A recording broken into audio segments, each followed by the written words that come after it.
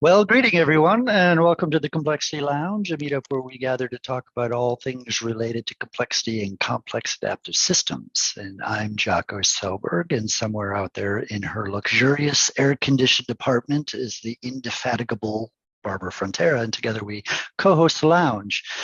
Before we kick it off, just a few ground rules. We will be recording today's session, so if you do not wish to be recorded, please make sure your camera and microphone are turned off, and we also ask that you please keep the side chat activity to a minimum while people are kind of talking and stuff so we don't get distracted by the chats. After our panel discussion, we'll open it up for questions and hopefully kick off a nice conversation with y'all. To propose a question, you can either raise your hand or send your question directly to Barbara via the chat with a big Q in front so that she realizes that it's a question and she can raise it to the group. The recordings will be posted to Vimeo on our Complexity Lounge page, the link of which is at the meetup site. And that'll probably happen in the next couple of days. And that is where you'll find all of our past videos as well from the lounge. Today, we will be having a panel discussion on the topic of constraints, materiality, and higher order systems of constraints. This was initiated from a Twitter post by Trent Hone, who, while pondering Conway's law, asked the questions, what if a solution architecture reflects the constraint structure of the context it arises from? Now, Trent will give us a background on what spawned these questions, and our panel will then probe, sense, and respond as they see fit. In order to see what emerges from this clearly complex questions, we have assembled a distinguished panel of complexity thinkers and practitioners made up of Trent Hone, Greg Brougham, Marc Burgauer, Chris Combe, and Chris Matz, and they will briefly introduce themselves as we kick off the discussion. So I thank you all for meeting with us today, and please join me in welcoming our guests to the Complexity Lounge. So Barbara, take it away. Well, that was something, Jocko. I've been practicing. So the way we're going to structure this right now is that each speaker will introduce themselves and essentially give us their take on the topic. And then after we get through all of that, then we'll open it for them to question each other for a little while. And if somebody seems rather shy, I might poke them and say, you have to ask a question or answer a question. And then after a few minutes of that, we will open the floor to discussion from the entire group. So get your questions ready, because I think this is going to be kind of a ride. Okay, so Trent Hone, since you posed the initial question, I'm going to ask you to kick it off. Sure. Thank you, Barbara. And Jocko, it's a pleasure to be back in the lounge again. Yes, I put that out on Twitter. It was prompted by a conversation with some of the usual suspects that have gathered here. And I was thinking about, we were talking about constraint regimes, which I think is a good way to put it. So patterns of interactive constraints that operate at multiple levels within a system, or to influence a system if we don't consider them to be actually inside of it. And I had also been thinking about Conway's law, right? I'm going to assume everyone is fairly familiar with it. It's the idea that a solution design that emerges reflects the communication channels among the individuals who are working on that system and putting it together. And I thought, well, perhaps that is a subset, right? Communication channels are a pattern that emerges through constraints that we establish, our organizational structure, also the informal organizational structure of who meets with whom for coffee or at the water cooler or in other places.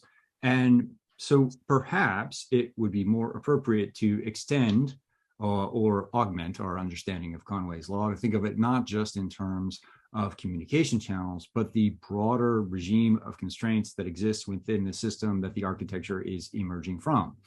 And I thought that was quite useful, a quite useful way to begin to conceptualize it, because then we're not just focused on communication channels and the human aspects of the system, which of course are extremely important, but we're also thinking more broadly about all the other things that might be influencing how that system is operating, interrelating, et cetera. So I threw this out on Twitter, and it started a little bit of a thread, gathered some interest, and excited to be here so that we can talk about it a little bit more today. I'm realizing now that I've gotten to the end of this, I haven't introduced myself, so there might be some people who don't know me. So let me backtrack and do a little bit of that. Right now, I'm employed as a vice president of solution architecture at ICF International, which is based in Northern Virginia in the United States. And so I think a lot about solutions and architectures. And I also think a lot about complexity and how a complexity-informed approach can help us devise more contextually sensitive concepts, solutions, and ideas. I try to weave that into the things that I do outside of my day job. And for that, I'm best known for some of the histories that I've written about the US Navy and how we can apply a complexity lens to understanding how the US Navy evolved and learned in the early years of the 20th century. So that's kind of my opening pitch. And let's see where we go from there. Okay, thanks, Trent. And wow, you really actually came in under time that I was giving you. So congratulations on that. I think he's been practicing. There's a time limit. Yeah, I was sort of thinking like 5-6 minutes each, but you just ripped through that. So congratulations, and thanks for that. And could you just tell everybody the names of your books up front? Oh, yeah, sure. So the one that came out in 2018 was called Learning War, and that looks at the Navy as a complex adaptive system to understand its patterns of learning and evolution. And then one that has just come out this month is called Mastering the Art of Command, and it is sort of an extension of that. It looks at the command and leadership approach that Admiral Chester Nimitz took in the Pacific in World War II. So I wanted to, the first book looks at a system. Second book looks more at how does an individual help induce changes in a system. And one of the things that I think is particularly valuable about that I think about, and that I was thinking about when I tweeted what I tweeted, is Nimitz and his staff seemed to be very good at reconfiguring their structures in order to better deal with the increasing size and complexity of the conflict in the Pacific. So we could talk more about that if anyone's interested. Lovely. Thank you so much. All right. So now I think we're going to go in alphabetical order. And so Greg, you're up next. And I'd kind of like you to do the introduction of yourself first, if that's okay. Okay. Thanks, Barbara. I'll give you a very short.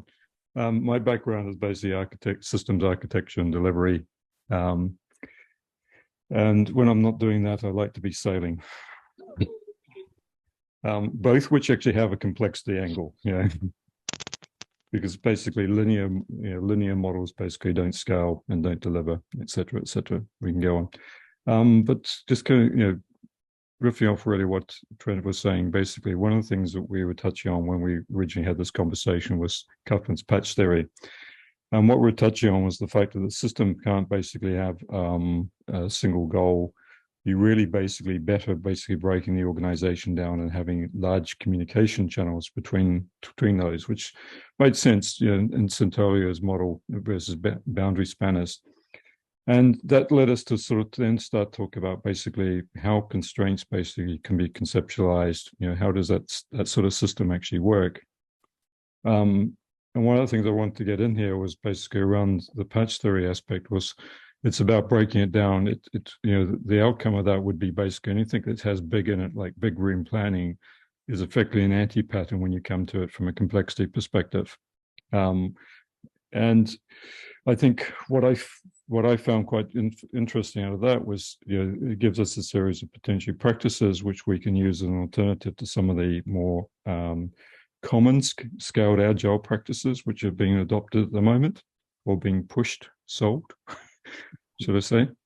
But it also basically, as Trent alluded to, is it sort of gave us a way to start thinking about generalization of Conway's law.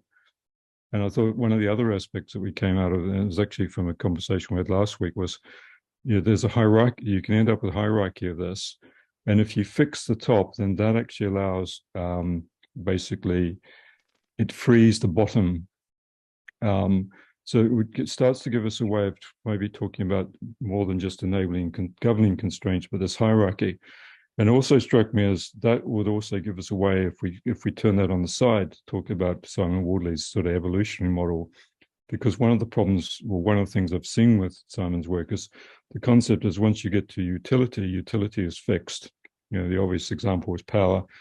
It's fixed in terms of plugging the voltage on the right.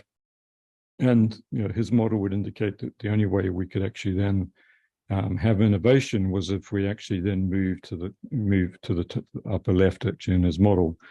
But if we think it from a hierarchical constraint perspective, maybe we can actually free that and actually have innovation, but still retain the standard. And therefore, we don't actually have to.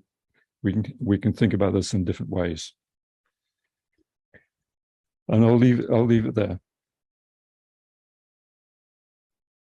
Lovely. And you too were very speedy and time conscious. Thank you very much. Who's next? I believe it's Marc Burgauer. So Marc. Sal will be probably interrupted in a second by Kat, but I'll ignore her for a few minutes. So I'm Marc Burgauer. If you wonder about my accent, I'm originally Swiss. I'm living now over 25 years in Scotland, 26 years to be exact. I'm working at the moment partially as a agile transformation coach, organizational coach, but I'm also building with Chris McDermott a new business on some things we learned from social practice theory. But I'm not going to go into that. I'm going to quickly share my screen. Hopefully you can see that little diagram. Because I thought that might be helpful to explain a little bit what we actually mean with constrained structures or constrained regimes, etc. I'm following here more or less Alicia Herrera's script in explaining what we're seeing here. So Alicia, feel free to correct me at the end if I get anything wrong. So the picture that you see is something that was developed by Montville, Moreno, and Mosio. And essentially what they're saying is that they talk about constraint closure, and it's a specific kind of constraint closure which is unique to living things. And I think if we look at organizations, we should look at them as living things compared, for example, to machines. So here's an example of how an organism is not a machine. So living things can create these structures as part of their development, whereas for a machine, everything has to be pre-configured ultimately by people, i.e. living things. So living things do not just self-assemble, they assemble within mutual interdependencies with other living beings and the environment. In other words, they create mutual interdependencies among constraints. They are bound together by loops of constraints, not just processes. Constraints closure then is a context-dependent constraint that enables life. Self-constraint is absent in systems that can be characterized just by processes or a catalytic closure alone, and where externally set boundary conditions are centrally responsible. So this closure is self-constraining, and it is the self-constraining that gives living things agency within the environment and how they achieve self-determination. So in this picture, C stands for, well, you can read it as catalyst, but also as constraints. And as you can see, there's 5 of them. It is illustrating a constraint structure, by which we mean a configuration in which constraints are interacting and mutually enabling. You could also see this as an illustration of a regime in Gale's multi-level perspective, or at least I look at multi-level perspective regimes in this way. So C5 is the only independent constraint here, which makes it the enabling constraint for this constraint structure. C4 generates C3, which in turn generates C2, which in turn generates C4. No individual reaction here is autocatalytic. If you think of an autocatalytic reaction, think of the Belousov-Sabotinsky reaction, or BZ as we often call it. The autocatalytic regime here is realized by an overarching cycle. and now I'm quoting Alicia directly from something she wrote, the illustration shows how, as a unit, the cycle is simultaneously a dependent and an enabling constraint. Its formation depends on a specific sequence of individual catalytic reactions, C2 to C4. Some are enabling, some are governing, but it takes the closure of the encompassing loop of constraints, when constraint C4 directly generates C3, etc., to generate the sequence of reactions on which the loop's very formation depends. So when we think about organizations, we have to think about multiple interacting constraints. We won't get anywhere by just looking at one, as for example is in Conway's law. And it's not sufficient to think that constraints being organized in hierarchies or layers. So flattening dependencies, for example, by saying budgeting is driving communication structure doesn't help either. So if we want to understand constraints and reactions, we have to understand constraints in these kinds of structures or regimes. And I'm going to stop there.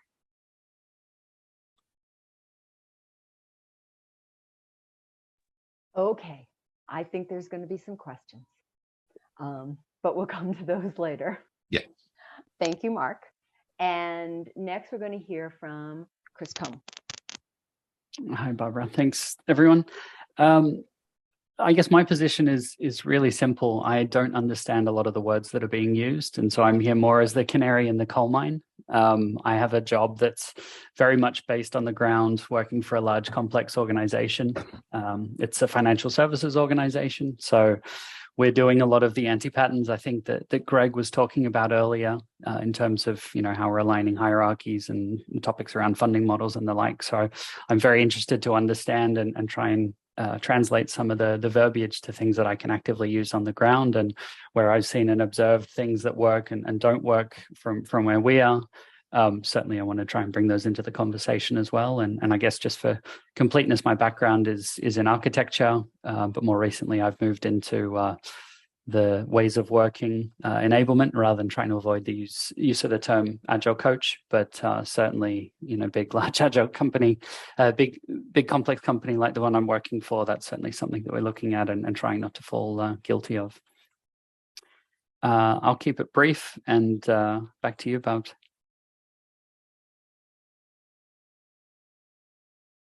Thanks, Chris. And for those of you, Greg dropped a reference to the, a link to the patch theory paper in the chat earlier.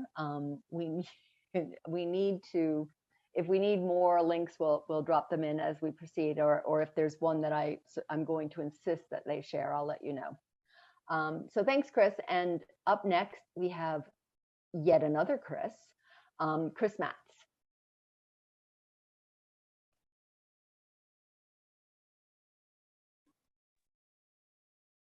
Chris, you will need to unmute. I'm unmuted now. Hi, everybody. I'm Chris Matz. I'm one of the co-authors of a book called Commitment, which is about something called real options. We did a talk on that on the Complexity Lounge a few months ago now. At the same time that this tweet kicked off, I was kind of part of a private conversation about what's known as the Agile Industrial Complex, which is where very large consultancies with no knowledge of agile impose agile on people and do all sorts of naughty things. And what struck me in particular was that I refer to the agile community as having two parts. There's the community of solutions and the community of needs. And what struck me is that the community of solutions has this magic word called executive, and they see executive as this, I don't know if it's simple or obvious or clear, but to make sure I always get them, I'm going to call it a SOC. So that it's kind of obvious, it's clear. Whereas in actual fact, as a practitioner like Chris, I kind of see the executive not as simple and clear, because I think the community of solutions are seeing the executive as they just need to find someone who's going to pay for their services. That's kind of successful, I think, when you're trying to sell stuff. And I'm now going to share what I think it is. There you go. So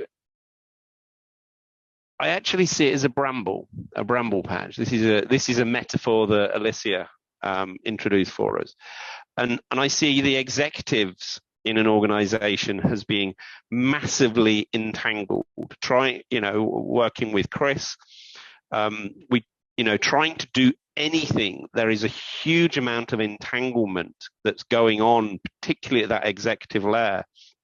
And when I was listening to people from the community solutions talking about, oh, that person's really great at talking to executives, I kind of sat back and, Chris Combe is the most amazing network you've ever met. And any success that I had in that role was down to him.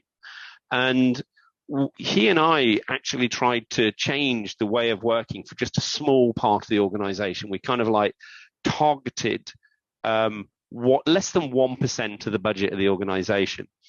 And we, on a daily basis, as an executive director, I was talking to executive directors all day long. So, my normal day, pretty much every meeting I had was with someone who's called an executive director. Once or twice a day, I'd be in meetings with managing directors. And this piece of work that Chris and I did over a period of 2 months, we had, every meeting was just chock full of not only executive directors, managing directors, but also group managing directors, real senior people. And we did a lot of work around this, kind of some work around OKRs that we wanted to introduce for just 1% of the budget. And we couldn't get it to work because there was this massive entanglement with the whole organization. Anything you tried to do, you're being pulled in another direction. Now, as we know, some particularly popular consultancies approach this by just taking a big shears and then just cutting big swathes of the organization apart, ripping them apart, doing the roles and responsibilities. And anyone who's ever done any gardening will know that if you go and clear an area of weeds or you clear an area of bramble, all you're doing is giving it the perfect conditions for growth for the following year. So I was thinking about this, and I was reminded of a book I read when I was a teenager, and it's one of those kind of pop philosophy books that everyone has to read at some point, and a good friend of mine lent me, and it's Zen and the Art of Motorcycle Maintenance. And I think what was the thing that really strikes me about that book is that it says, in order to have quality, people have to care. And I think with a lot of these large organizations, they're so big, they're so much like a bramble patch that people don't care about the organization as much as perhaps they care about themselves. And I think in the community solutions and in, when the people are approaching it as, as a SOC, simple, obvious or clear, that they see these constraints as something quite simple. The conversations they have, they talk about perhaps 1 or 2 constraints. And I'm going to admit, I was guilty of this. I was thinking, if I can put the one constraint in, that enabling constraint, things together. And I think the constraints are a bramble as well. So as you're trying to remove the constraints, you're always, as you pull on one, it's linked to all the others and the whole organization deforms. And as soon as you let go of it, it moves back. I think one of my old bosses, Tony Grout, once introduced me to a group of people at work, and he said, here's Chris, he's an expert in the theory of constraints. And I went, no, I'm not, I do options. And he said, options are the flip side of constraints. And we used real options to develop a practice called capacity planning. And the idea there is that you create an attractor, you create a backlog of work that needs to be done. And rather than trying to fix the bramble patch yourself, you allow every single bramble and thorn to see where we're meant to be going. And it's a bit like following the sun. The brambles will follow the sun as it moves across the sky. And so one of the things I've kind of come to realize is that because it's a complex situation, the solution has to be simple. Yeah, it has to be an attractor. And I'd like to apologize because, perhaps the whole reason for this talk is when I talk about a simple attractor, really what I'm talking about is a sock drawer. But any complex situation like an executive organization needs a simple solution that aligns everyone and everyone can see where they're going. And I think where our industry is going wrong is we've got these things like SAFE and plans. And the thing about a plan, a plan is complicated, and normally there's an expert who understands the plan, and any change that's made, the expert's head explodes because they've got to rework the plan. Whereas capacity planning is just simple. It's just creating a backlog and sending a very strong signal to the organization. This is what we want to do now, then we want to do this, then we want to do this. And one of the things I realized is that if you've got a complex organization, you manage it with simple attractors.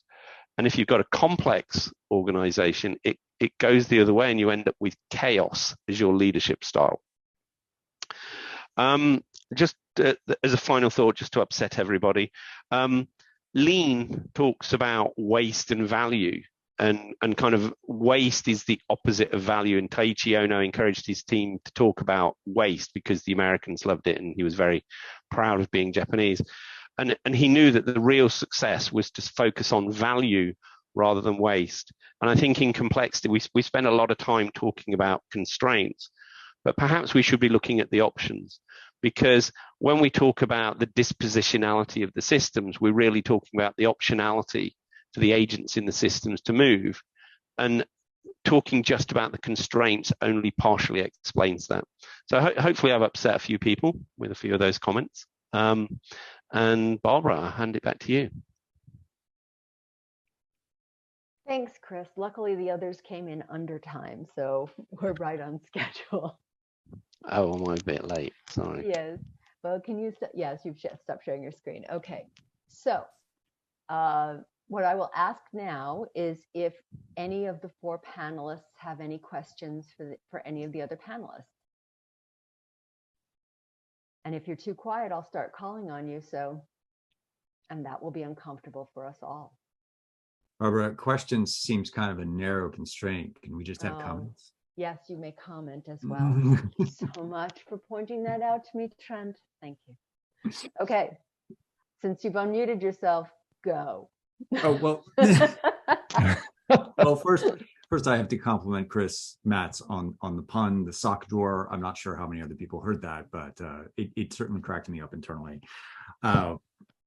I feel like there's that you're framing, constraint as sort of the flip side of options, or options as the flip side of constraint is problematic, because at least with the image that Marc put up, which I think is quite useful, but I confess to having difficulty to understand it. So thank you, Marc, for the talk track and how that went along, because I think you made it relatively straightforward to follow. But what we can see with that is that these constraints interact to allow a system and certain forms of behavior to emerge. So the constraints actually help create the options that you're talking about, Chris. So I don't think there's a flip side here. I think there's an interactivity, and the nature of the constraint regime will influence what kind of options exist.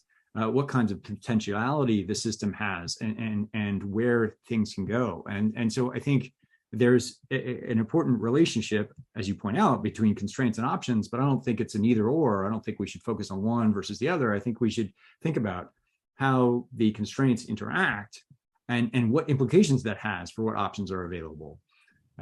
So that was something that I reacted to. Curious to see what others are thinking, or if we want to pursue that line any farther. I was going to be the contrarian as well, Trent, and say basically constraint and option may exist if you have a simple hierarchy, but if we get into a multiple hierarchy, then that situation is actually too simplistic. The other thing I think I want to comment on this was what we've touched on was really around basically, well, I wanted to bring it back to sort of the chaos versus equilibrium situation, because basically people get concerned about chaos at one extent and equilibrium at the other. Both of those actually are not desirable states. Organizations don't exist in equilibrium. They exist in this middle. And to Chris's point, it is very much a bramble patch. But the bramble patch may follow the sun, but basically most organizations don't. You can't the organization can't have a single goal. And I think that's one of the major challenges I think we see about this. We still actually have this linear optimization model that organization should have a single purpose, single goal. And that's a linear thinking model. It's something we need to really sort of break out and start to actually understand what actually makes sense in the context of a social technical system.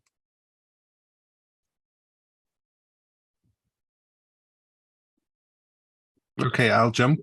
So I agree. So the linearity, you can also see this in this drive to alignment, where we now hear this a lot in the product space, is that you have to have high level alignment, which is actually not my experience, working with teams at different level of the organization in order to achieve outcomes. And as Greg said, there is no organization that pursues one outcome. There's always a plethora of outcomes that they're pursuing. And yes, sometimes there are too many. So there might be some pruning necessary, or if it can be achieved, but aligning to simple goals is actually not what's needed. What you often actually need is what I call task alignment, as in at the level of actually doing things, people have to be aligned so they understand why are they doing things, so what specific is expected to come out of their joint activity, and then you have to have enough alignment that they're not getting in each other's way. So often the way that expresses is that either team would have an ideal goal for themselves in this activity, but actually because there are interdependencies between teams, they need to deviate from that ideal goal and find the compromise, so to speak, between them, because the outcome is an organizational one, not a team level one. So I have found the distinction of task alignment versus goal alignment quite useful. And people are much more willing to actually engage in task alignment. So when they start to understand, okay, yes, I optimize this for my team, but then I create a lot of pain for the other team. As soon as that pain becomes experiential, as in we share what is happening and they can see it, then suddenly they are quite happy to let go of their ideal and look for a bigger whole, so to speak, to pursue together with the other teams. But I think, Mark, that's a nice way of putting it. You know, the teams need to basically be, in Cuthman's terms, a little bit selfish, because that's what they understand. The major issue I think most organizations don't understand is the ability to provide the interconnection between the teams, so they can effectively co-evolve. And that then gives rise to basically the system is trying to become more fit for purpose, basically. Having said that, I really should retract probably that statement, because some of the connotations around it. But really what you end up is going back to Simon Herbert, it's about satisfaction of this. Something Roger Martin was talking about probably a decade or so ago, that we can't optimize the organization. If you optimize the team and you have the interconnections, then that will co-evolve and improve the fitness for the organization.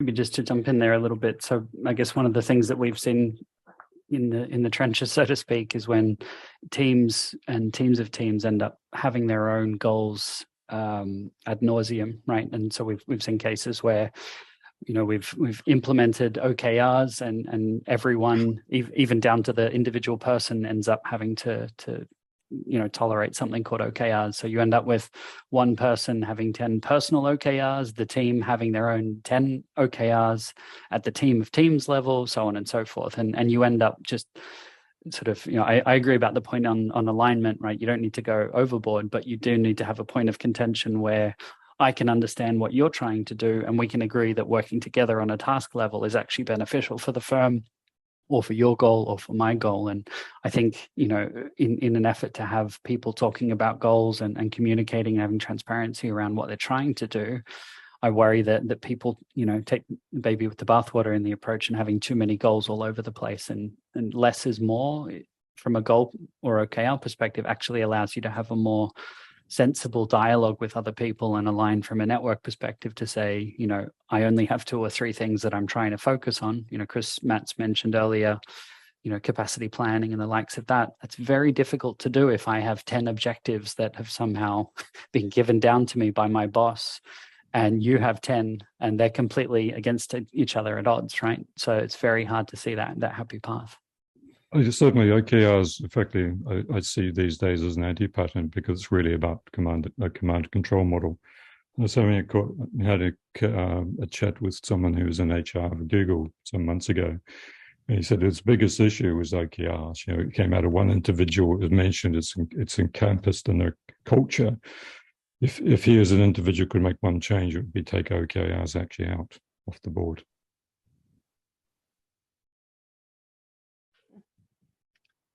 So Chris Matz, some of your ideas were challenged. I was wondering if you had any response. I think there's some assumptions in what I mean by you know, a backlog. You know, a backlog is by its very nature a complex beast that's created. And I completely agree, Greg. It's not a case of one thing, and quite often the backlog doesn't necessarily have things that are solutions, but perhaps the backlog contains needs for the organization, which the organization that can then align and focus and perhaps develop multiple solutions on the top item for the backlog. I think I think what you've called out is probably there's a very common understanding that when we talk about backlogs, we're expressing the backlog in terms of functionality, and at the organizational level, quite often the backlog is shouldn't be expressed in functionality, but should be really expressed in terms of outcomes. You know, so I think so. I'm going to push back slightly on that, and I'm not really pushing back. I'm agreeing with what you're saying, Greg. We shouldn't look at the backlog as a linear thing, but rather as it's a thing of attention. There's the top. There's as an organization, this is the first thing we should focus our attention on, and then this doesn't necessarily mean there's a single solution. Barbara, I don't know if we're allowed to, but so I'm asking your permission, but I think there's been some really interesting comments in the chat, and perhaps we could draw some of those individuals into the conversation. I was just about to try that. Before we move to the comments, though, I just, because our audience is very broad, I'd like a few terms to be clarified. And one is anti-pattern. Could one of you please give us a 30-second on what an anti-pattern is? The way I term an anti-pattern is, a pattern is basically what we deem to be good practice, you know, put aside best practice. It's something that basically would have relevance in a particular context. The anti-pattern generally is something which we see which would actually not be beneficial to the organization. Things like big room planning out of SAFE would be a classic example in the current environment. Okay.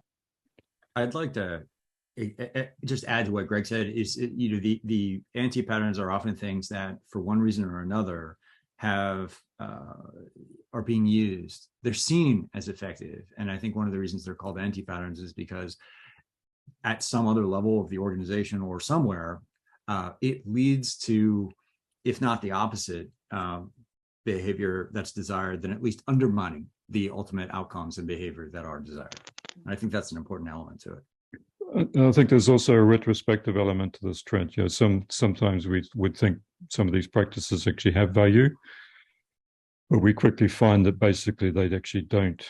And I think that's one of the challenges we have with Agile at the moment is we don't have a rich set of other practices which provide a competing view or competing with some options, to use Chris's term. Yeah, maybe about that one. I hear people use the term anti-pattern all the time, and unless you've got options and alternatives, it's basically a euphemism for saying that's bad, right? And I think the reality is sometimes something that's bad or not good enough is better than nothing at all, right? And it's all about taking the steps to move away from or heading in a different direction to something. But, you know, Greg, I'd love to know, you know, when you've got, 20,000 people and you're dealing with big room planning, what's the first step to get changing that, right? What's the pattern to move away from doing it? Not do it, Chris. Yeah, and but that's what I saw the value in patch touch theory was the fact is what you're doing is you're combining basically what we talk about is breaking it down to teams. The teams become basically, they have tasks or interests of their own. And then you're actually enabling board bandwidth across the organization. So the teams interact and it co-evolves. And I think that is a very interesting practice that we could do. And as I said, it touches into some of Santola's stuff around propagation of ideas and complex systems as well.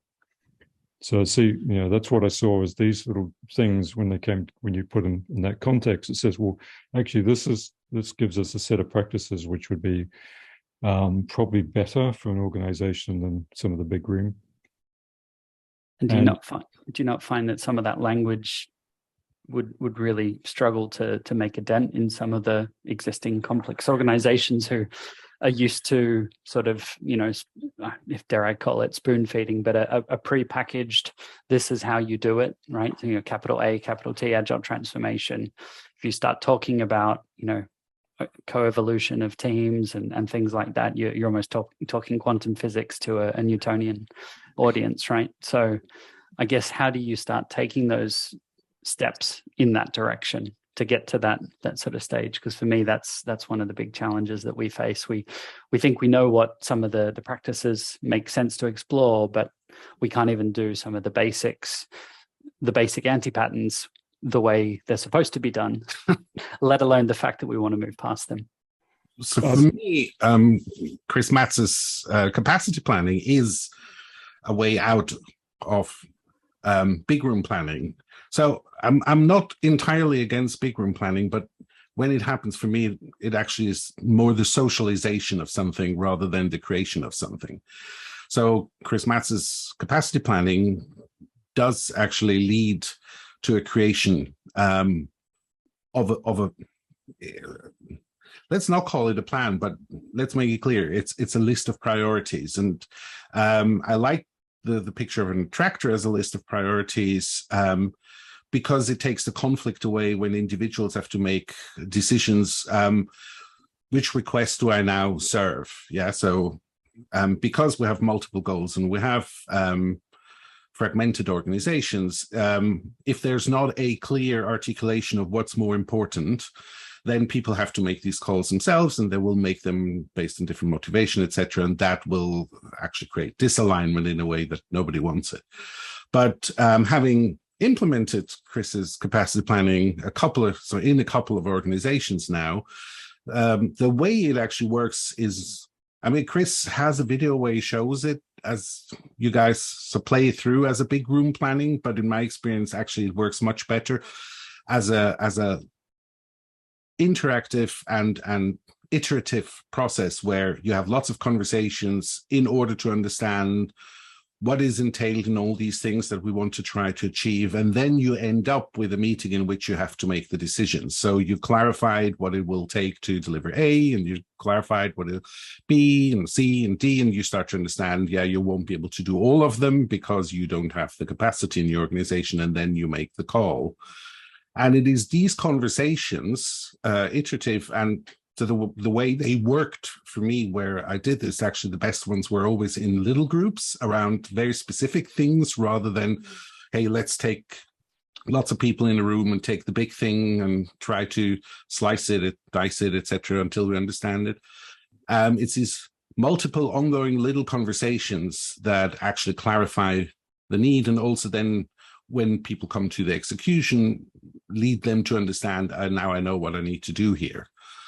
So I don't think these are opposites, capacity planning and what we talked about, constraint regimes. I actually think it's a good example of how constraint regimes work when you try to practice things. Can I jump in there and answer Barbara's question? Yep. Sorry, Jocko. No, go on, Jocko. You go first. You were going to say something useful. I was just going to fill the dead space.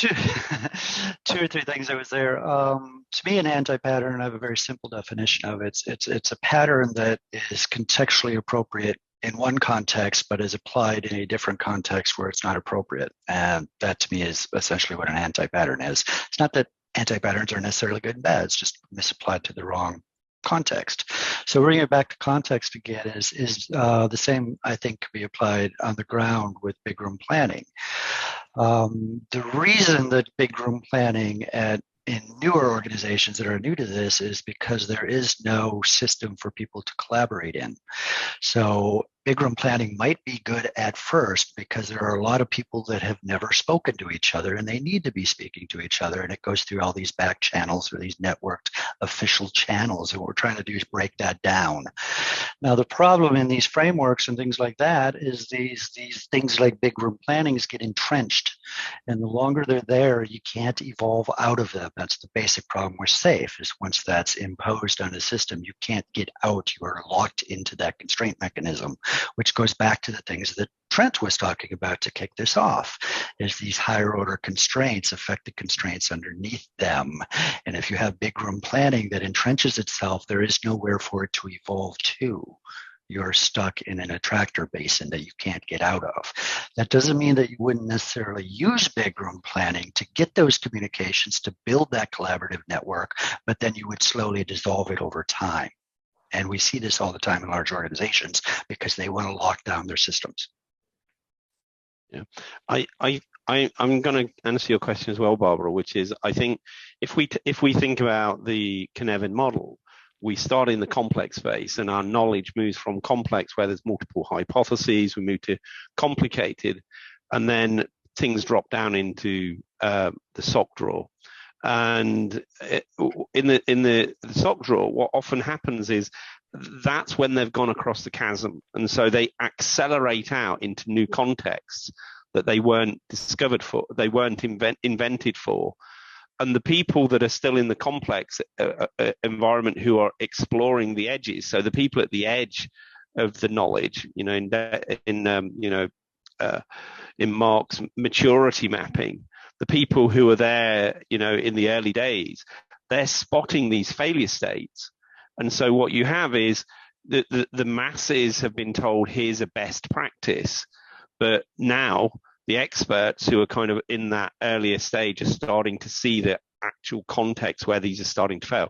So it's as much about knowledge diffusion and the fact that the experts are more aware of all the knowledge and the context where it should be applied and where it shouldn't be applied, whereas often people are just applying it rote without really considering the impacts and what it's meant to be doing. And what I've heard about SAFe is people say that the one good thing out of SAFe is the big room planning, but you can basically throw everything away apart from you just want to bring all of the people together for 2 days to get them talking to each other about pretty much anything, so they can build the relationships and build their ability to co-evolve as teams, because they now know who they are. And you can build wide bridges, bringing in your Centola reference. You use the big room planning as a way of creating wide bridges between the teams, rather than having social brokers, managers acting as the communication channel between the teams. But to your point, Jocko, they are training wheels, and at a certain point, everyone riding a bike knows you should take off the training wheels, because otherwise they're going to cause you to crash and burn. Okay. Did that? I am thoroughly answered. Excellent. I asked about antipatterns, and you guys have thoroughly clarified that for the audience. So thank you very much. We have a lot going on in the chat. There are a lot of questions. And Bruce Waltock, you have so many questions that I really don't want to read them all. So if you could unmute yourself and join the conversation, I'd really appreciate it. Oh, I'm in trouble now. Go on, Bruce. So yeah, give us some of your top ones. So yeah, I took a couple of the questions that had come along over the course of the presenters' remarks and put them into the general chat for folks to see. But what struck me, there's a few things that really stood out for me on this, and one has to do with, we talk about the nature of constraints, and there's things that we each there's natural constraints, there's things that we seek to impose for the attempts to control outcomes and processes. And at the same time, there are, as they're called, deviants, positive deviants, adaptive positive deviants, for those familiar with the terminology and the work in that field. And it strikes me that what we sometimes see as constraints it's a matter of our individual mindset. What one person sees as a constraint, another will see as, well, I can't go this way, I can go that way. And who is to say that it is or is not a constraint? I was thinking also about Ralph Stacey's work in terms of his notion of iterated patterning of complex responsive processes of human relating. Bit of a mouthful if you're not familiar with Ralph's stuff. And so it struck me that when we think about constraints and these patterns, that there's more to it, and that the single greatest obstacle, at least in my experience, is fear in its many forms. And I'll stop there. And I'll remute myself. So it might be worth pointing out that in the lingo that most of us are using, us, I mean, the people who presented, constraint is not just a limiting effect. So there's a simple expression of an enabling constraint, which is a bottom-up, context-sensitive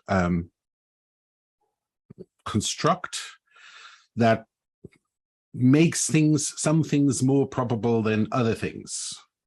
So if we think about what anything that happens away from equilibrium. Say equilibrium is death, chaos is death. So as I think Greg earlier already described, you want to be somewhere in the middle. And so in order to be away from equilibrium and to be away from chaos, you need some sort of a constraint, which, so as I said, it changes the probability in your space. So some things become more probable, other things become less probable, and by that things start to emerge. So we don't understand it just as a limiting thing. And in the example that I actually showed, what I tried to show is how it enables the emergence of living beings.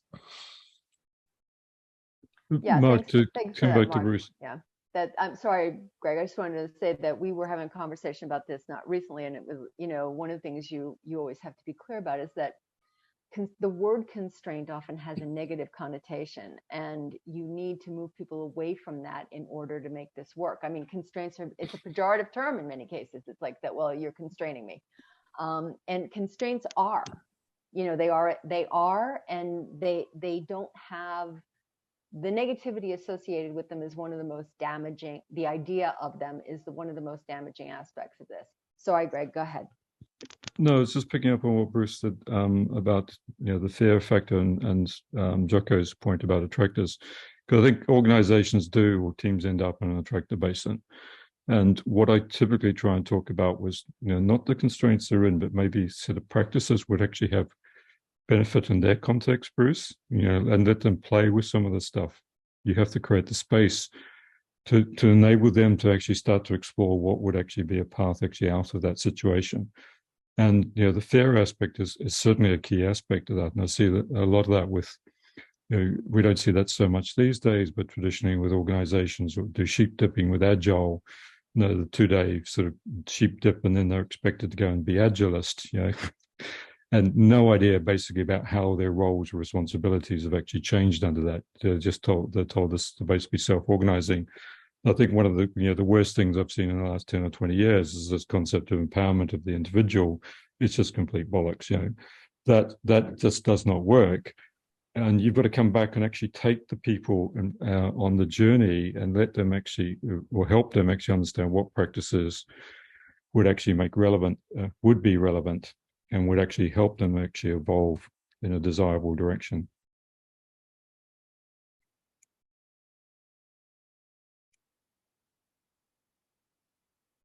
Barbara, can I respond to one of the questions, which is the one from Roger James about? So Roger, do you want to jump in the conversation? Because I kind of want to explain. I made a comment about it being chaos, but I was actually making quite technical comments. So if you want to join it, and then I can kind of explain probably where I was going, because I think you've got a very good challenge there. Okay, I'll try. And bear in mind, this is the first of these meetings I've attended, so I'm sitting here intrigued by this little micro world that you're all using a jargon, which clearly you all resonate with and relate to. but to be quite frank, it doesn't mean anything to anybody once they step outside the gilded cage. And as almost a challenge to you, I would suggest having a look at a thing called the Jardin principle, spelled Jardin, and it's the French for garden. And the reason that it was put there is due to the Peter Sellers film being there. And the whole reference to the Peter Sellers film being there is when you have somebody who appears to be very simple and explaining things very well, and you don't know whether they're an idiot or not. So that brings me back to my own experience of working with CEOs, which I put in the chat, which is basically, I found it most effective in dealing with CEOs. First of all, pick the time to talk to them, yeah? And secondly, discard all of your favorite vocabulary when you talk to them. And there's two things going on. If you look at a CEO, as you were, in their day job, let's say a company meeting or a shareholders meeting, they are both incredibly clever and good, being able to jump around from one topic to another and one constituency to another. But they're working very, very hard. So often when you go with your enterprise architecture or whatever it is, you go from your technical domain, yeah, they're just tuned out because they're thinking of the shareholder meeting coming next or something like that. And the question I have really, and I've gone on too long maybe, the question I have is when you mention chaos or when you mention bramble patch, yeah, which clearly everybody here is nodding about, does the CEO see the same thing? So when you say the company's in chaos, CEO, do they go, and there's a nodding dog response, oh, that's very nice, Roger, yeah, I can't actually torpedo you now and I'm not prepared to talk, so I just say, yeah, it's chaotic, because it's a common word, so everybody uses the word chaos? Or is he actually on your wavelength, focusing in on the things that you're worried about? Because until you cross the language divide, yeah, you're not going to make any progress. So that's my question. No, Roger. So Roger, you're right. What we're talking about was in this environment, in this context, the conversation at sea levels tends to be completely different. And I would tend to start that by basically asking them what are their concerns, what are their, what keeps them awake at night, and then we actually build it from there. I don't these days. The principle 101 is you don't introduce complexity by talking about it. Yeah, I mean, I'd agree with that, Greg. I mean, my experience is you're probably working with executives for 9 months to 2 years, just fixing whatever problems they tell you to fix, to build the confidence so that they think you can fix the problems for you. And then they'll get to a point where they'll perhaps then say, okay, rather than fixing the problems I'm giving you, what are the problems you think I should fix? The reason I wanted to mention to discuss your question, Roger, is in the framework that most are familiar here is a thing called the Cynefin framework. We have this complex space, which is like the bramble patch. And as I'm saying, is that the way you lead in that space is you have simple, obvious messages. And the other kind of area that we often see in organizations is complicated. Now, the complicated is where we have an expert or people are doing analysis. And what we see in organizations is at the lower levels of the organizations and up to a fairly reasonable level, we have experts and they are deferred to because they're the people who know most about a particular subject. And that is the culture. And particularly, I've got a finance background. And so we have a lot of experts in finance. People ask them questions. What happens, though, in terms of leadership is they get to a point where they're no longer experts, but they have been trained in the behavior of being an expert and telling people the answer. And as a result, they switch over into chaos where they just act, sense, respond. So rather than being experts anymore, the behavior or trait is still there that they always have the answer, even when they don't. And so it was a technical reference that you often find that it's not chaotic, but they're in a point where the leaders are answering the questions as experts, even though they're not. So their behavior is to act, sense, respond, rather than necessarily to create a collaborative environment and bring in experts to come up with an answer. But yeah, I mean, definitely, I would agree. I mean, and I think most. I don't want to talk on behalf of everyone. I think most people realise that if we give them the full hosepipe of the language of complexity, we'll lose them. So it's generally you work with them, fix the problems they've got until you then get the chance to perhaps help them look at the world in a slightly different way, and perhaps show them problems that they've not been acknowledging to that point. Chris, I thought you had mentioned the fact, the hypothesis is that language constrains your thinking. At some stage you need to effectively widen their language to enable them to actually have a new pair of eyes. I completely agree, Greg. And however, you need to build that trust first, that you can actually do things for them, and that they see you as someone who can fix the problems that they see in the way they want. And once they can do that, you can then take them on that journey that you mentioned. And certainly, another key way to actually enter that is sort of think about metaphors, what has resonance for them and their context. Yeah. Chris, can I draw you in at this point? Because as the guy in the bramble patch.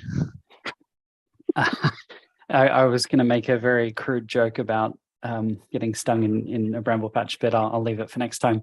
I think I'm actually here on this panel to represent that perspective that Roger's actually getting at. So what's the language of the people that you're talking to, rather than what's in the book and the papers and the articles.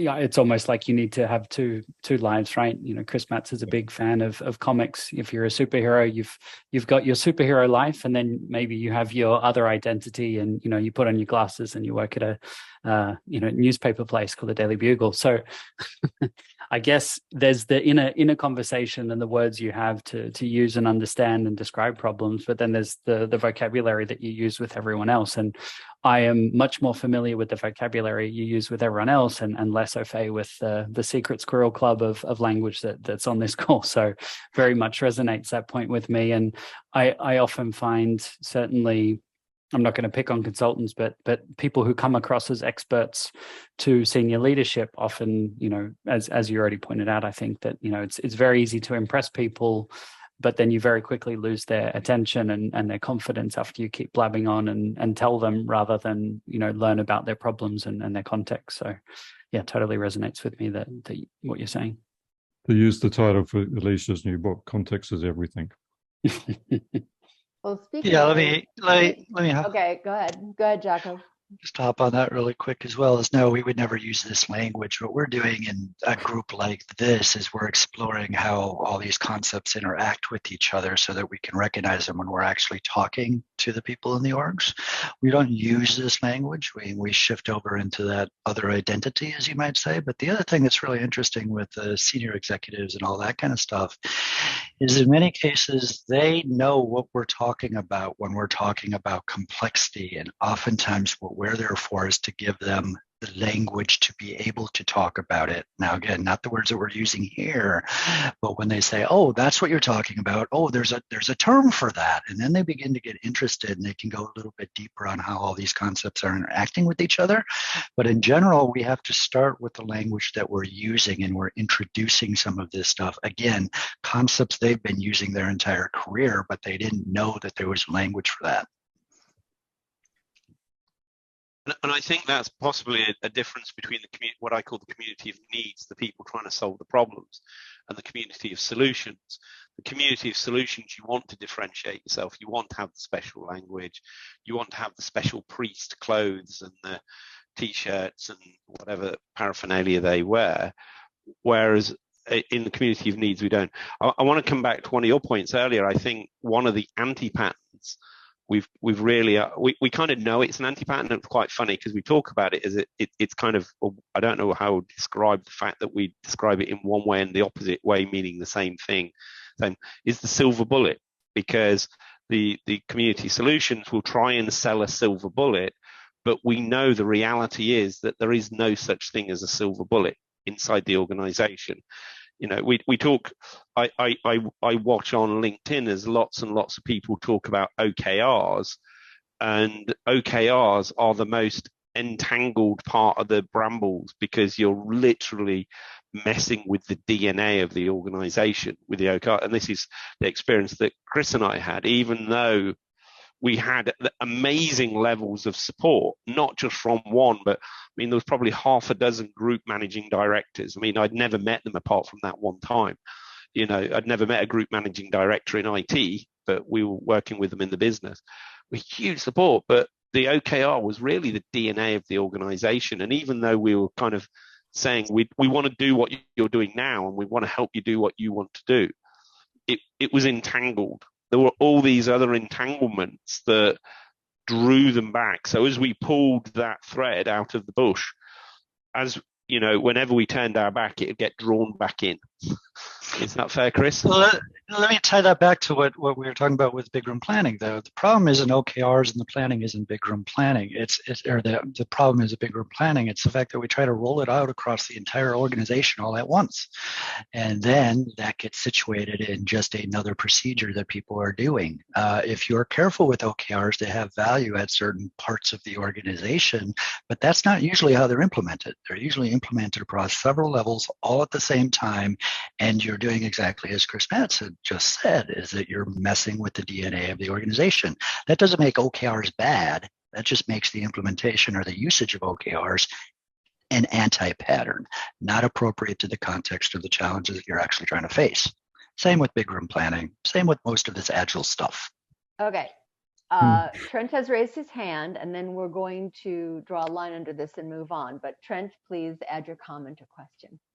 Yeah, sure. I just wanted to reflect back to it. So, we started this, or I sort of started this with the idea that the system that emerges, the patterns that begin to form, is a result of the broader constraint regime involved. And I think I've been sort of reflecting on the conversation here, and I think what we have going on is a good example of that. It's not just the communication patterns that this group has. Certainly there are communication patterns that we can't see, because of how some of us interact outside of this group. So there are some established communication patterns that are influencing things here. But one of the things that we have gravitated toward, an attractor that this group has, is not just to talk about the dynamic nature of systems and what it means to be a constraint, but how do we help organizations get better? Chris Matz has been very focused on that. I think, Chris Combe has helped us move in that direction, because that's part of the reason he's here. We've talked about how he's in the bramble, he's in the trenches, he's dealing with these kinds of things. But, we didn't posit, Robert, you didn't kick us off to say, how do we understand, complex system dynamics, and then how do we help human organizations get better? The get better part was just something that emerged. You want the silver bullet. Yeah, well, maybe, Greg, right? That's a great point to make. Anyway, I wanted to reflect that back to everyone, because I'm finding it kind of fascinating to watch that dynamic in action. And I'll let us carry on with something else now. Okay, thanks for that, Trent. I'd like, pulling some things together helps sometimes, because as the conversation spreads, we need to focus back on our original question.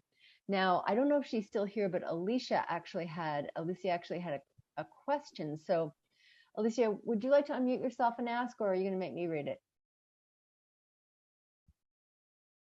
No, she wants me to.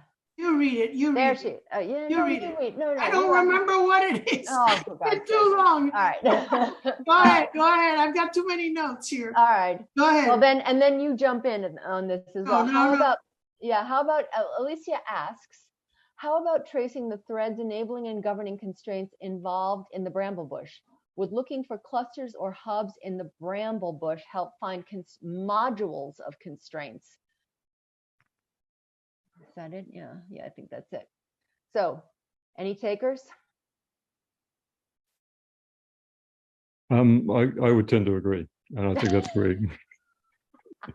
Yeah, what we talked, Catherine's getting out with patch theory was your complex problems. What you want to do is you want to break it down. You don't want to try and come together. But to Chris's point, he struggled with that in a large organization.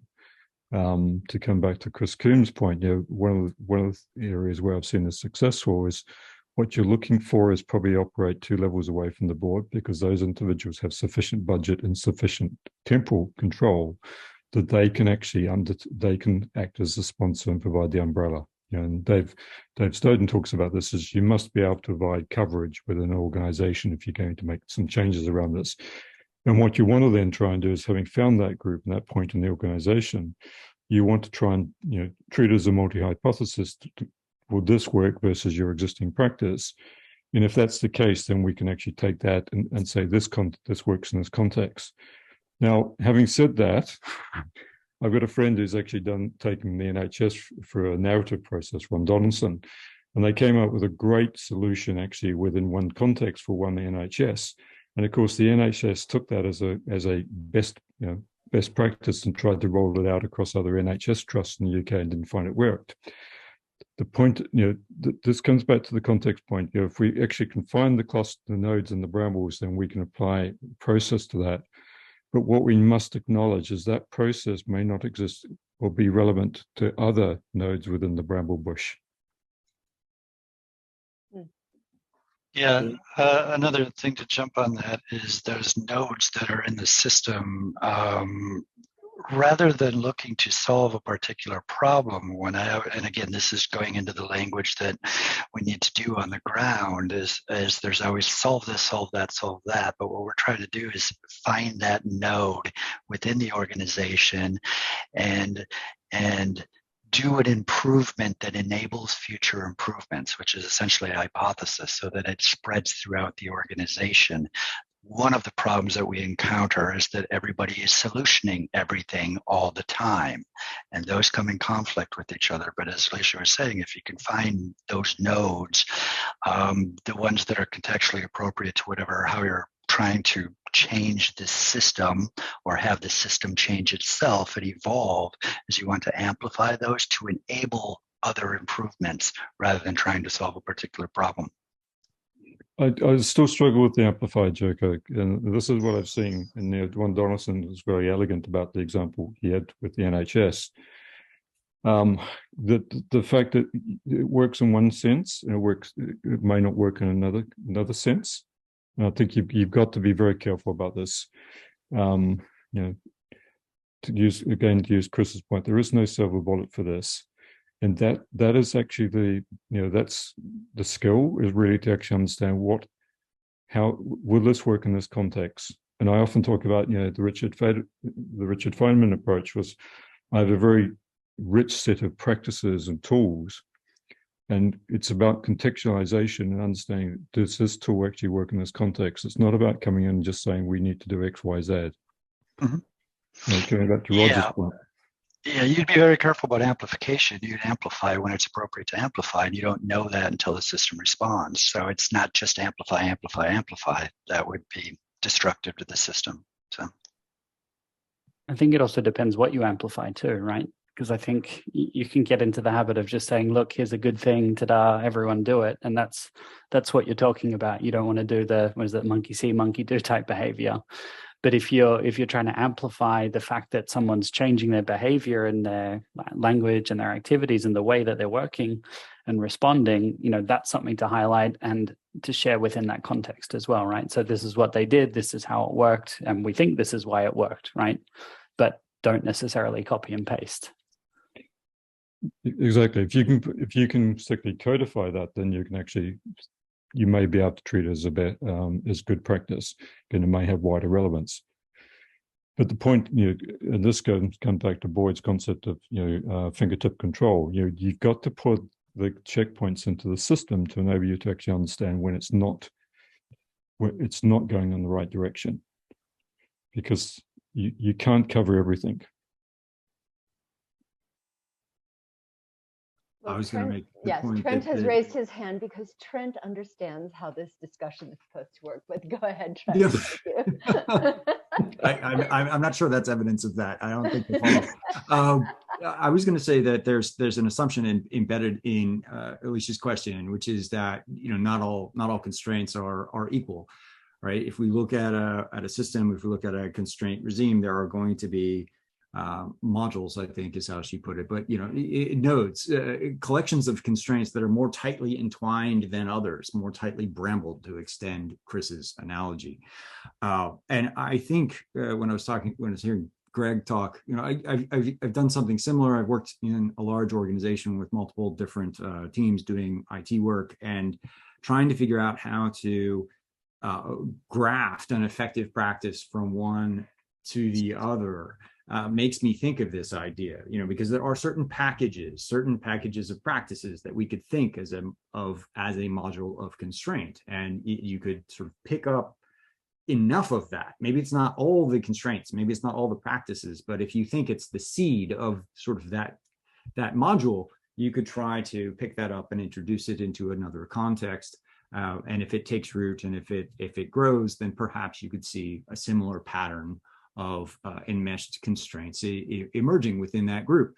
I've seen that happen. Doesn't work at all times and all places, because as we've said, context matters a lot. But Michael Feathers had a question in the chat, which I think is similar to this, and it was about attractors and about how attractors can potentially allow broader degrees of freedom. And he can chime in a minute, but to me, there's a certain resonance there, right? Because I think what I was trying to do was, the introduction of this new seed that I'm trying to graft into a new team. I wanted to treat it like an attractor, right? It's not the entire thing. It's not like, here are the instructions that you need. It's, hey, have you thought about trying TDD?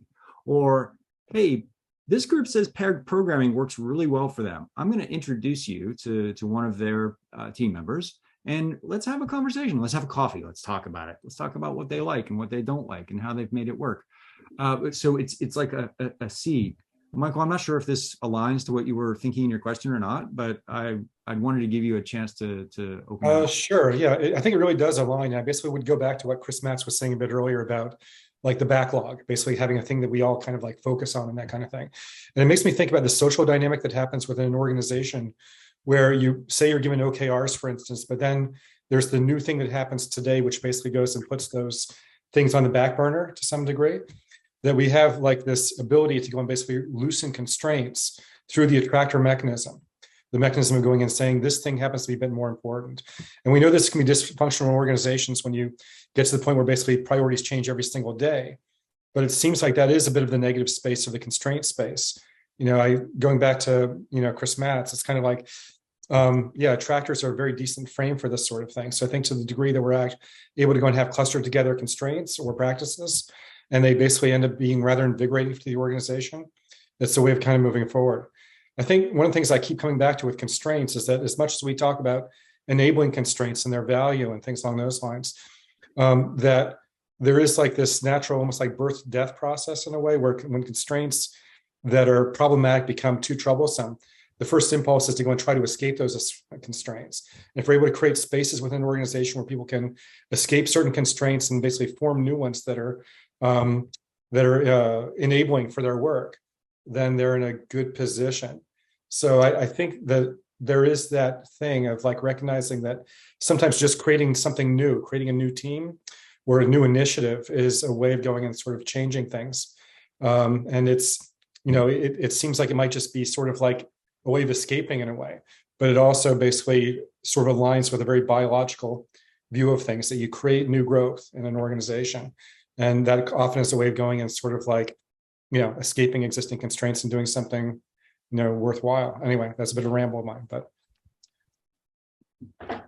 Alicia has raised her hand. I finally figured out how to do that. Cool. Usually I have something that says it and I have to find it.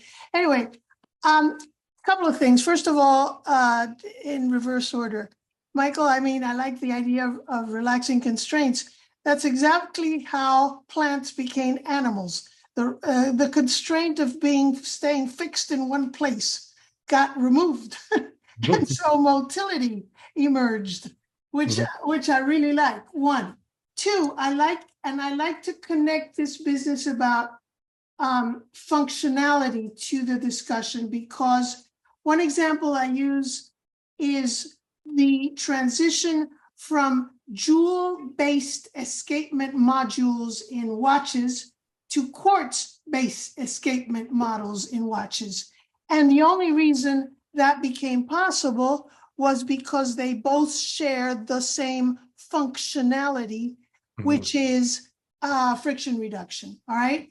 And it got amplified by the context because quartz was cheaper than putting a ruby in a watch.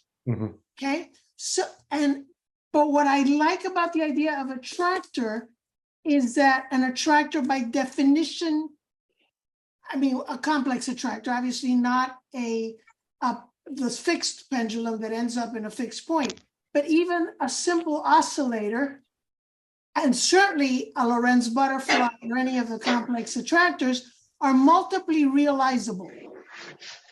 They have multiple pathways within it that can achieve the same outcome. So I think the way to move things within an attractor is to go, in a sense, to the third dimension. And so say, well, you know, the whole purpose of this is, and then that's the purpose of the attractor. And so can you find a different path that would achieve the same overall type?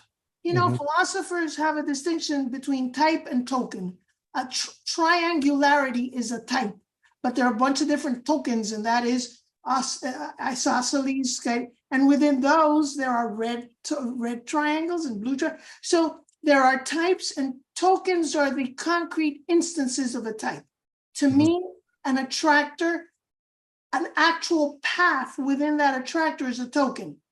So if that path is getting stuck and entrenched and not fit for purpose because maybe the topography of the attractor shifted a bit, presumably if you're still in the same attractor, you're still in the same functionality.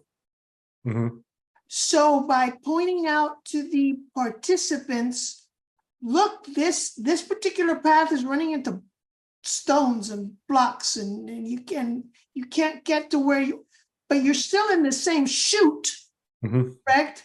So what's the chute for? Right? And so if the chute is for that, can you find a different attractor?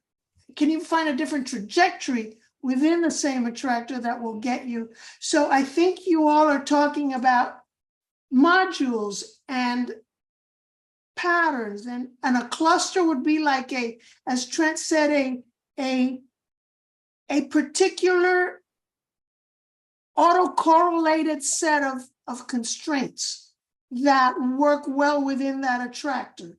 Like the quartz module, I can't think of anything else. And it got amplified because it's cheaper nowadays, and watches are not luxury items, they were just timepieces.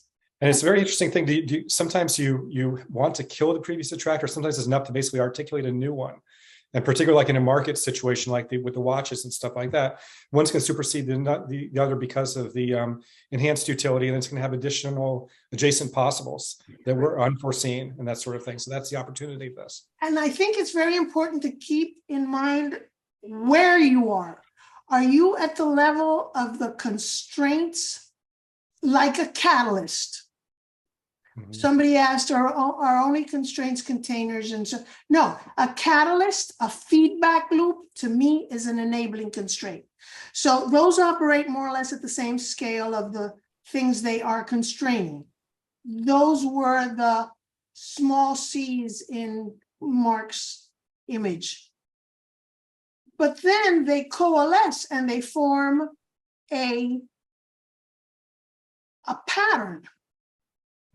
And that pattern, in turn, to me, that pattern is the attractor. That pattern is the chute that these individual constraints created. And the chute can be multiply realized in a lot. So am I talking about the chute itself Is there a problem with the chute itself, with the functionality itself? Maybe that function is no longer fit for today's context. For example, in the United States, the whole idea of the Electoral College was to make sure, aside from the whole racist slavery thing, but there was also an issue of giving the rural states equal representation vis-a-vis the urban. So its function was to balance rural representation with urban representation. Well, maybe there's so few people living in the rural environments that function itself may not be valuable. That's like questioning the actual chute. As opposed to, all right, given that the chute is important, given that that function is important, is there a new pathway within it that is better to achieve that function? So keeping in mind where you are you at the level of the overall word constraint architecture, constraint regime, or are you talking about the particular paths within a constraint regime that you want to alter because it's not achieving that function as well as it could? But Alicia, I'll just go back to the hierarchical point about constraints. Yeah, if you think about the watch, it actually has a function it's served. Yeah. That frees you then to change the lower level constraints in the system, the jewel to the crystal. It's not an adjacent possible. It's just basically how do I achieve that function in a different way? You haven't changed the watch at all. The watch still actually has the same function in general from the system perspective. But it might have additional adjacent possibles, which is kind of fascinating. So that's like a nice side effect, which happens as a result of it going and having change within a system. But adjacent possible I see is you're moving actually out. The watch would actually have different functions. The watch continues to be a watch. What it does, it tells the time. Mm-hmm. But you always have to keep in mind that bramble bush is in an environment. And so my question to you, and the question was, well, does the CEO see the chaos? My question to you was, does the atmosphere see the bramble bush? Yes, exactly. So the watch may not change function, but what you've done is you've reduced the cost of it so that you've actually influenced the landscape. So you might have moved yourself into a better fit to the environment. And it also brings in Trent's point about communications channel way at the beginning. There is a communications channel between that bramble bush and the atmosphere. Yes, and it's an open system. And so you always have to have at least 3 levels of organization in mind. The one you're looking at, be it that team, be it that division in the company, be it that species. But then you have to look, at the genera, at the overall, division of the department that team is located in. And then you have to look at the component level. So you have to look at the context in which it is embedded. And that's a key word. It's not just plunked into that environment, it's embedded in that environment.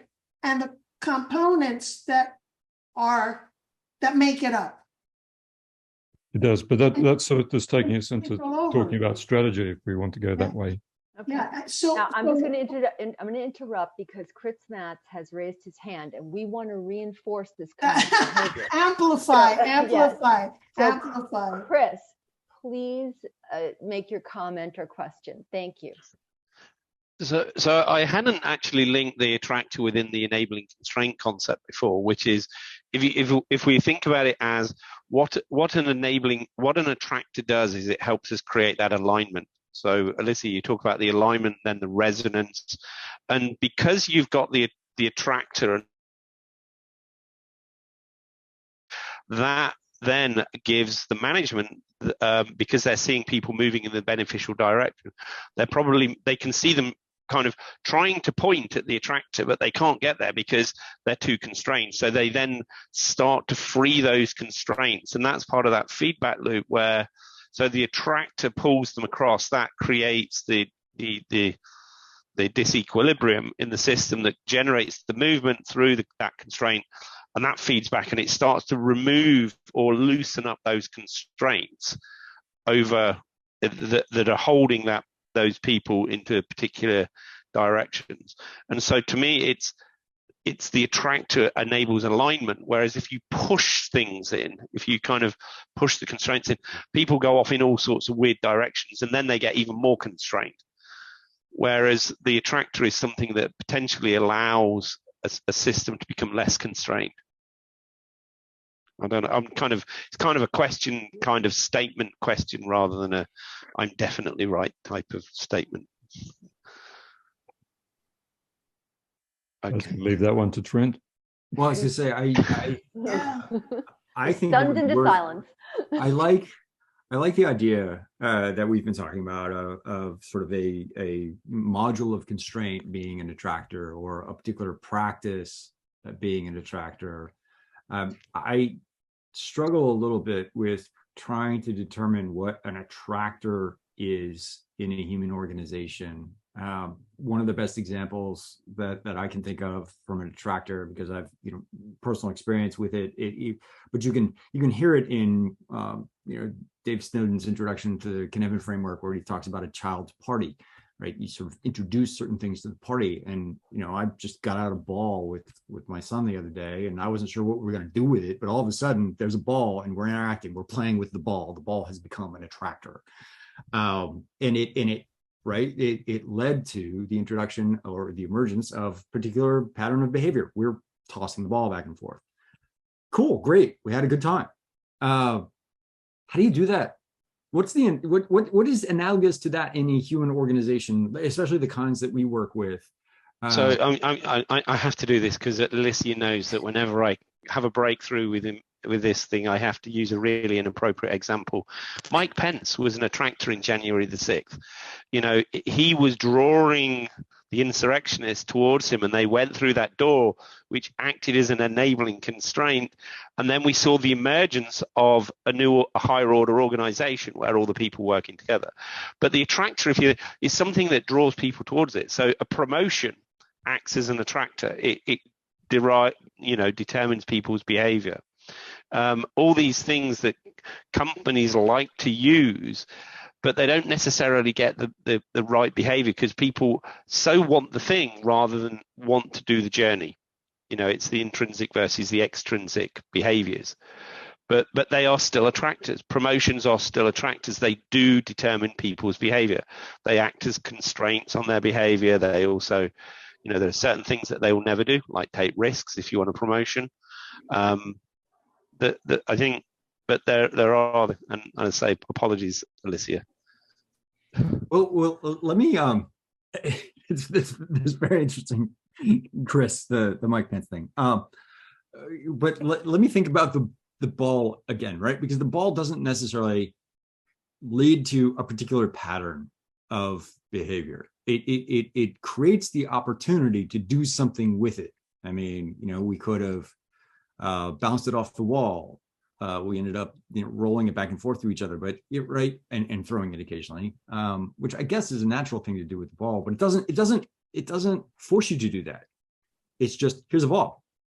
Now what? Right? Another thing is the environment that you have that ball in. If you're in the water, you're going to do certain types of interactions with the ball. So it's not just about the ball either. It's the ball's interaction with the people playing with it, and as well as if you have a wall to throw it at.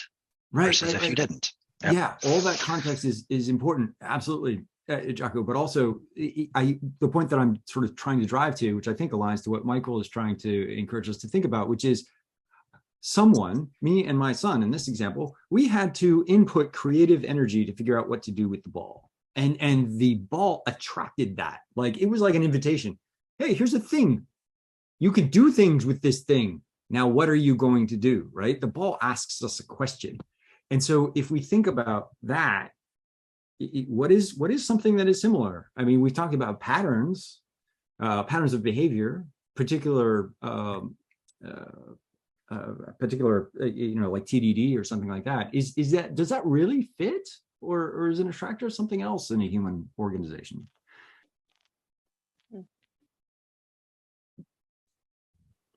It's very interesting. There's this old movie called Baghdad Cafe. It's an ancient movie about basically like somebody who came from the outside world and went to like this old torn down cafe, and everybody was like in a rut, and just by their jiggling in a way was able to go and sort of like form a new social order of, vitality in a sense. So I think sometimes it can just be a matter of a person asking questions, or a person basically going in and helping people see opportunities they wouldn't see otherwise. I hate to get into the heroism thing of like a person does this thing, but it's kind of like there's that sense in which that can basically sort of act as the formation of an attractor, basically using what's in the context environment. Okay, so based on what Alicia's just posted, the ball is not really an attractor. If an attractor is a set of states that the system tends to evolve toward, then the ball is just an invitation. No, but Trent, that's a mathematical definition. Well, yes, but I mean, that's kind of what I'm trying to get at. What do we want this term to mean when we move beyond the mathematical? What came to mind was really affordances, and the context is also dependent. As Jacko said, if you had a ball in the water, it's very obvious what you're going to do with it. If you have a ball basically in your back garden, you can kick it. Basically, you could play basketball with it, or you could literally just sit on it. All right. Well, Patrick has raised his hand, so we're coming towards the end, but I do want to get a few other people involved in this conversation. So, Patrick, what was your comment? So, for example, a high whip state is an attractor. In an organization, a high work in progress state is an attractor in a traditional organization. It's engendered by a set of constraints, like we keep people busy, we assign work to the person that is most competent to do the work, and maybe another set of constraints like that.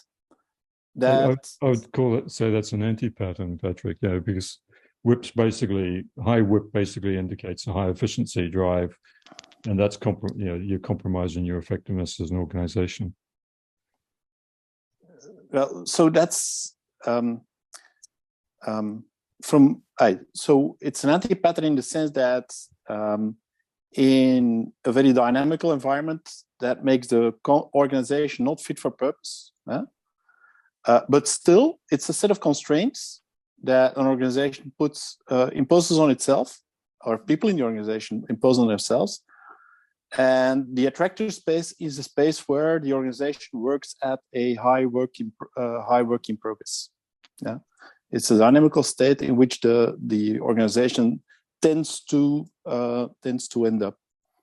But my examples of that is basically that's because the management wants efficiency, it wants 100% utilization. It's applying a mechanical model to a social system, and the only the examples I have of that is just when it just doesn't work. Yeah. So the other thing that the word that I'm missing in the conversation is flow. So I see Alicia nodding in terms of if you think about a constraint as lowering the barriers to flow of energy, matter. And so if you translate that to an organizational context, we can't talk about constraints if we don't talk about flow. Yeah? So what kind of flows are we talking about? And how are those flows entangled with each other, the bramble bush? And how does those entangled flows, going back to Trent's question, how do those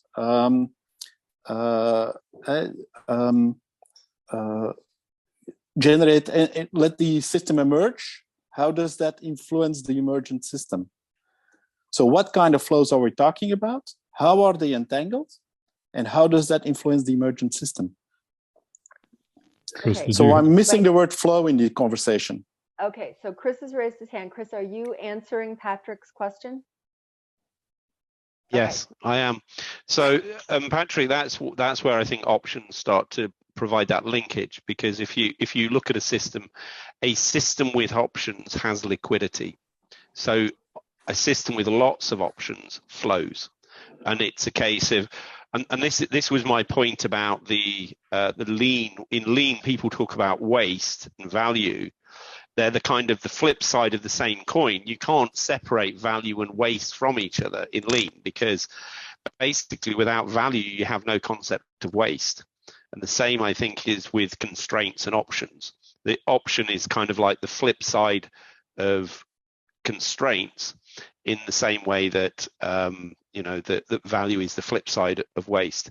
And as I say, if real options, we then have real liquidity, which is the presence of options. And once we get lots of liquidity, that's when you get flow. And it sounds crazy, but it took me 10 years to actually make the linkage between those words. Yeah. So that's one kind of flow. So you take an economic perspective of an organization, you think about value creation, and you think about balancing demand and supply. So that's one kind of flow. Now, if you look at, for example, Alex Pentland, who talks about social physics, he talks about ID flow. Mm-hmm. So how are ideas flowing in an organization? And that's in terms of engagement, lots of interactions within small teams, and discovery or exploration across teams. How are ideas flowing? And how is idea flow and flow of value, how are they entangled? So those are the types of questions I think are interesting. Sorry to interrupt you, Chris. So this is where, once again, even though real options started in the realm of financial options, the whole point of real options is that was when they broke out of financial options and the concepts and idea of options became relevant. So I think since from very early on, we've had this concept of knowledge options and the flow of knowledge through systems and the ability to extract knowledge quickly from a system if you create the right options.